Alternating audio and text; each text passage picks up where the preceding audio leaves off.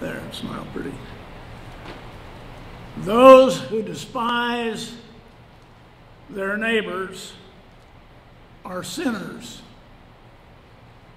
but happy are those who are kind to the poor.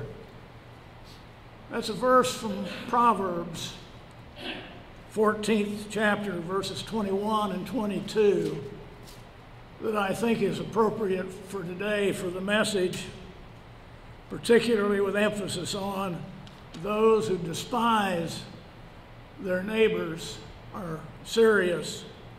Because today we're celebrating that we are one, or at least we should be one. Gordon Melton scours the country to try to count the number of major denominations in the United States. It has been estimated that there are more than 33,000 denominations around the world. Now, obviously, we don't have that many in the United States, but we are pretty high on the list. But you know, some of the groups that Melton discovered are extremely interested. There's one called the Church of Kennedy Worshippers. Now, these are people who really believe that they can pray to John F. Kennedy and be cured of both congenital and terminal diseases. There is a church that he found that's called the Church of the Ministry of Universal Wisdom. And they're looking for UFOs and flying saucers to come. And then, of course, there is the proverbial church, the church of what's happening now. Sounds like a church out of the comic strip, or for those of you who remember the Flip Wilson comedy show, he used to refer to the church of what's happening now. The large number of various expressions of Christian faith in this country is truly amazing. I understand that there are more than 100 varieties of Baptist churches in this country. Almost every denomination has offshoots of other churches that have formed. Remember, our own denomination, which was founded as not being a denomination, the Disciples, was originally organized under the idea that we would all be one under God and that there would never be any denominations. There was no need for denominations if we all believed in God and Jesus Christ. And yet, from our beginning, in that noble attempt, we have seen the development of the Church of Christ, the Independent Church of Christ, the United Church of Christ, all from their beginnings as the Christian Church Disciples of Christ. And the history of the beginnings of denomination can usually be found when somebody gets upset with what's going on in their own denomination and they head off and start another one. And that's kind of ironic when you consider today's gospel lesson from Mark. You see, in this setting, Jesus is teaching in Capernaum, and one of his disciples, John, comes to him and he says, "Teacher, we saw a man driving out demons in your name, and we told him to stop because he's not one of us." "And do not stop him," Jesus said. "No one who does a miracle in my name can in the next moment say anything bad about me, because whoever is against us is not for us." That's significant, my friends. Whoever is not against us is for us. Because you see, some people in the religious field and the political field and others have turned that statement around. And they say it in another way. They say whoever is not for us is against us. And friends, that's not what Jesus says. Jesus says whoever is not against us is for us. The Mennonite church has been well known for years as an advocate for peace. And they made a very simple peace proposal. They said, can't we agree that as Christians, we will no longer kill other Christians? You see, there was a time in history when that wasn't a problem, when Christians would kill other Christians and not really worry that much about who they were killing. There's a recent example in modern day history of that. Think of Ireland, with the Catholics and the Protestants killing one another over their Christian faith. Well, liberals in the Christian field objected to the Mennonite proposal to just not kill other Christians because they said it sounded like, well, that made it okay to kill Muslims or Hindus or atheists or other faith traditions. But that wasn't the point of the Mennonite proposal. But conservatives didn't like it either. They said that that proposal would make war almost impossible if one Christian couldn't kill another Christian. You see, we can't agree on the most basic proposals. The proposals to carry out Jesus' message to all of us. He says in Matthew, you have heard it said, love your neighbor and hate your enemy. But I tell you, love your enemies and pray for those who would persecute you,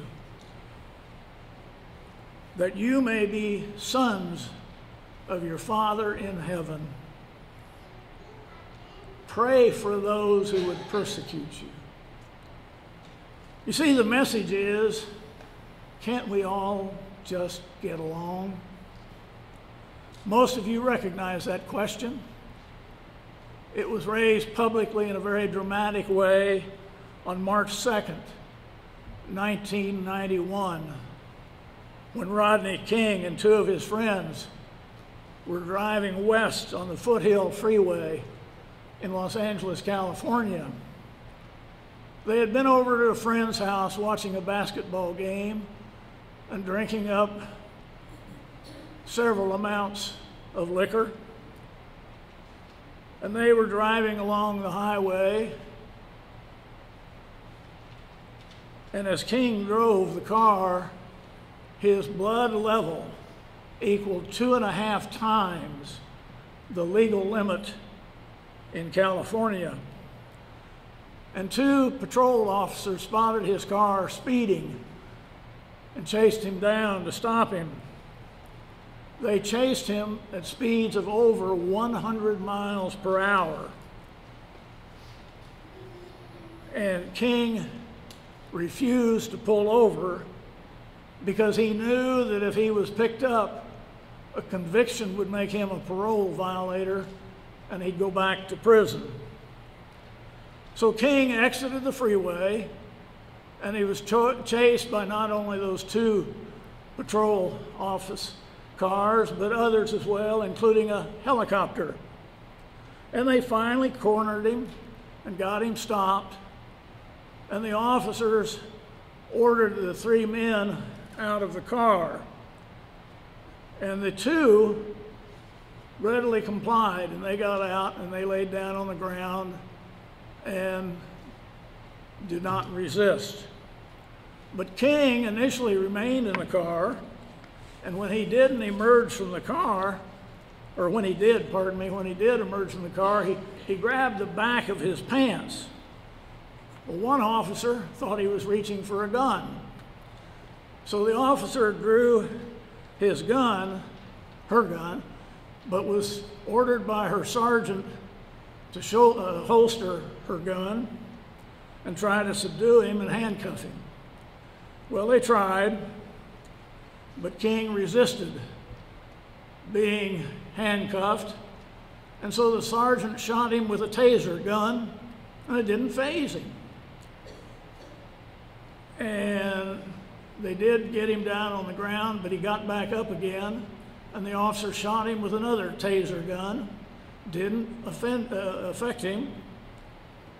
And so he gave a bull rush to the officers trying to arrest him, and they began beating him with batons and sticks, and they were caught on video by a private citizen as they were beating King. See, the officers were charged with using excessive force, but they were later acquitted. And the news of the acquittal triggered the Los Angeles riots of 1992. Those riots caused 53 deaths, 2,383 injuries, more than 7,000 fires, damages to 3,100 businesses, and over $1 billion in financial losses. That was in Los Angeles alone. There were riots in other cities, Detroit and Kansas City being the two other major cities with major losses. Well, on May 1st of 1992, Rodney King was asked to appear on television to see what he could do about calming down the heat from the riots. And so he appeared on public television, and here are his words. People, I just want to say, you know, can't we all get along? Can't we get along? Can we stop making it horrible for the older folks and the younger kids? It's just not right. It's not right. It's not going to change anything. We'll get our justice. Please, can't we get along here? We all can get along. I mean, we're all stuck here for a little while. Let's try to work it out. Let's try to beat it. Let's try to work it out. Well, Rodney King may not have been the ideal spokesman for love and understanding, but this question still haunts us today. Can't we all just get along? God's dream for the world is that we all get along. Catholics, Protestants, evangelicals, liberals, first world, third world, rich, poor, young, old, people of all colors, people of all sexual orientations and genders. It grieves the heart of God that we cannot heal the brokenness that exists in our world. The message we need all of us to hear over and over and over again is that all of the world's people belong to God. God loves us all the same, each and every one of us just the same. You see, God's will is liberty and justice for all people. There will not be peace in this world until each of us resolves to live out the message of Christ's love in our own families, in our own neighborhoods, in our own community, and throughout the world. If you and I cannot love our neighbor in the same way Christ loves us, in the same way that Christ gave himself for us, then we cannot expect peace to come to this world. Today, various people in churches find fault with those who go to other churches or those who have other faith traditions. We have Catholics and Jews and Muslims and others who all claim to have the right faith, and that others are wrong. Sometimes their beliefs even boil down to downright hatred. There are still great racial divisions in our country. Political differences have turned into hatred of one another, and in many cases we vilify people because of who they love. Can't we all just get along? There will be no peace in our world, our neighborhoods, or in our family until there is peace in our own hearts. You see, there is an insecurity that's within us that can cause us to resent other persons who are different from what we are. The basic cause of hatred is fear. And the only cure for that is found in 1 John chapter 4, verse 18. There is no fear in love, but perfect love drives out fear. There is only one source that I know of for that perfect love, and that's God. God is love. We need to so fill our hearts and our minds with the love that God gives to us that there is no room in our hearts or in our minds for hatred and resentment of others. It is so sad to see a society that is more interested in seeing a politician's birth certificate than it is to hear what they have to say about the real issues. It is so sad to hear people criticize others because of what some members of that faith are reacting to in a hideous way. We do not blame all Christians because of the vile acts of many Christians. Why should we blame all members of another faith tradition because of the actions of some of their members? Why is it so necessary for us to talk in an unfavorable manner about anybody? We don't have to do that.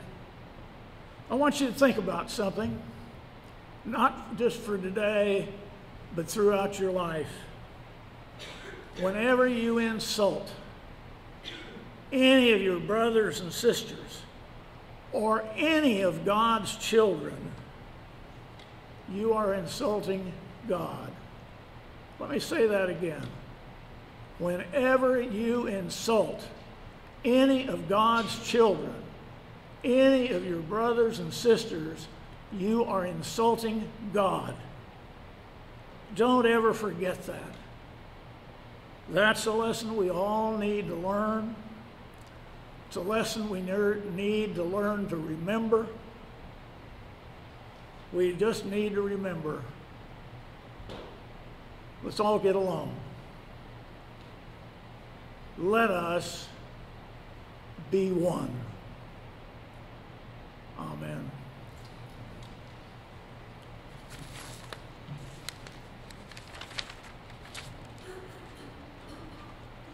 Okay, for the closing hymn, we will try to sing page 60, Cantemos